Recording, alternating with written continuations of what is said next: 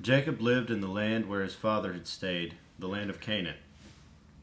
This is the account of Jacob. Joseph, a young man of 17, was tending the flocks with his brothers, the sons of Bilhah and the sons of Zilpah, his father's wives, and he brought their father a bad report about them. Now Israel loved Joseph more than any of his other sons, because he had been born to him in his old age, and he made a richly ornamented robe for him. When his brothers saw that their father loved him more than any of them, they hated him, and could not speak a kind word to him. Joseph had a dream, and when he told it to his brothers, they hated him all the more. He said to them, "Listen to this dream I had. We were binding sheaves of grain out in the field, when suddenly my sheaf rose and stood upright, while your sheaves gathered around mine and bowed down to it." His brothers said to him, "Do you intend to reign over us? Will you actually rule us?" And they hated him all the more because of his dream and what he had said. Then he had another dream, and he told it to his brothers. "Listen," he said, "I had another dream, and this time the sun and moon and 11 stars were bowing down to me." When he told his father, as well as his brothers, his father rebuked him and said, "What is this dream you had? Will your mother and I and your brothers actually come and bow down to the ground before you?" His brothers were jealous of him, but his father kept the matter in mind. Now his brothers had gone to graze their father's flocks near Shechem, and Israel said to Joseph, "As you know, your brothers are grazing the flocks near Shechem.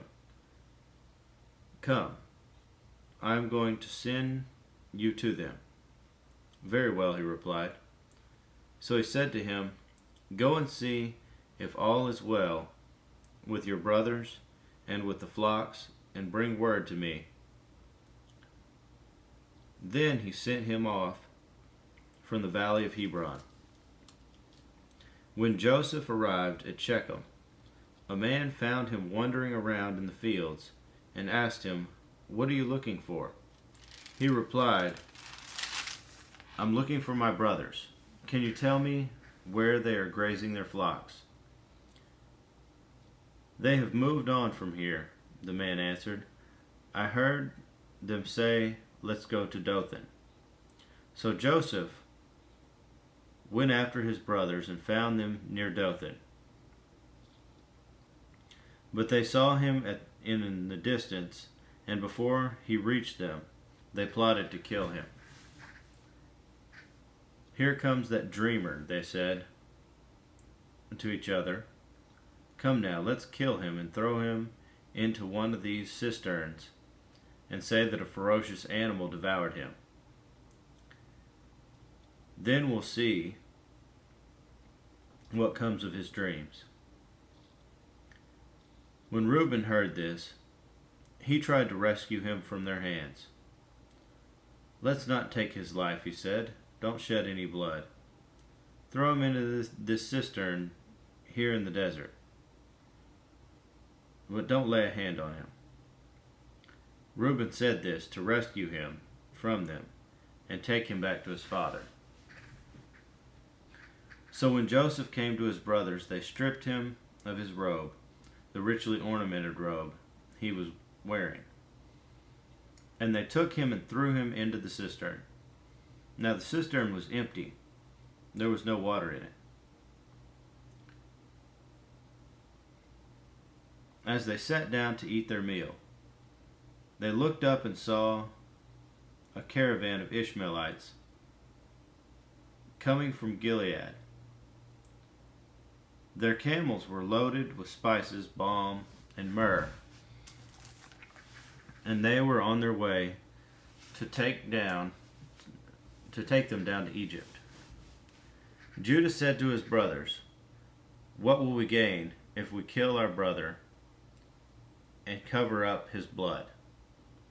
Come, let us sell him to the Ishmaelites and not lay our hands on him. After all, he is our brother, our own flesh and blood." His brothers agreed. So when the Midianite merchants came by, his brothers pulled Joseph up out of the cistern and sold him for 20 shekels of silver to the Ishmaelites, who took him to Egypt. When Reuben returned to the cistern and saw that Joseph was not there, he tore his clothes. He went back to his brothers and said, "The boy isn't there. Where can I turn now?" Then they got Joseph's robe, slaughtered a goat, and dipped the robe in the blood.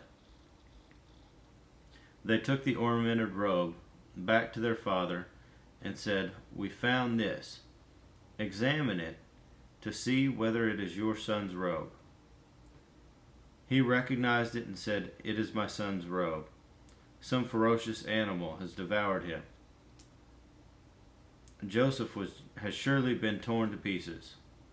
Then Jacob tore his clothes, put on sackcloth, and mourned for his son many days. All his sons and daughters came to comfort him, but he refused to be comforted. "No," he said, "in mourning I will go down to the grave to my son." So his father wept for him. Meanwhile, the Midianites sold Joseph in Egypt to Potiphar, one of Pharaoh's officials, the captain of the guard.